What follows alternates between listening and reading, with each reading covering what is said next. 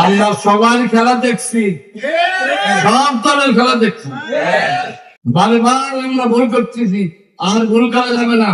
এই শহীদদের রক্ত সেই দিন সার্থকতা আসবে যেদিন ন্যায় শাসক, ন্যায় বিচারক এই জমিনে এসে আমাদেরকে শাসন করবে।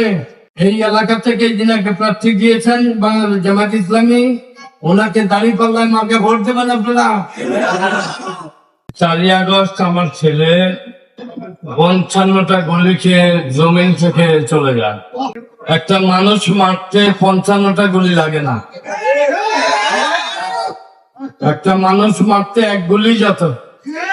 আমার ছেলে শহীদ ওসমানকে 55টা গুলি করাবে এই জমিন থেকে বিতাড়িত করেছেন, তাদের বিচার কামনা করছে। এই জমিন খনিয়া থাকলে আমাদের কলিজা দাল দাল করে জ্বলবে।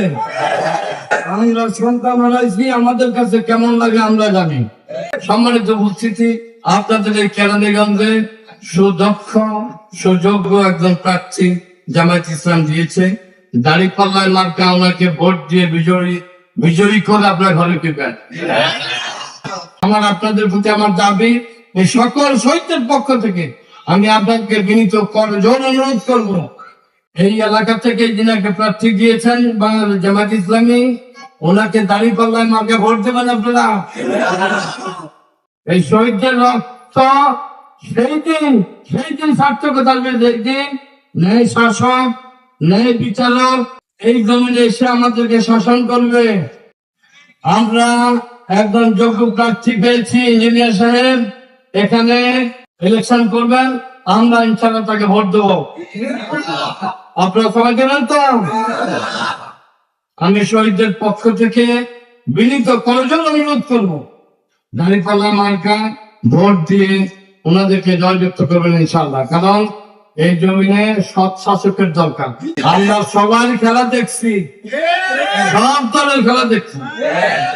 আপনাদেরকে বিনীত অনুরোধ করবো, বিনীতভাবে অনুরোধ করবো, একবার আমাদেরকে সুযোগ দেন। দেখেন এই দেশের রূপরেখা চেঞ্জ হয়ে যাবে। এই দেশে দারিদ্র থাকবে না, চাঁদাবাজ থাকবে না, দুর্নীতি থাকবে না ইনশাআল্লাহ। কথা দিয়ে গেলাম, দুর্নীতি থাকবে না এই দেশে, ঘুষখোর থাকবে না এই দেশে।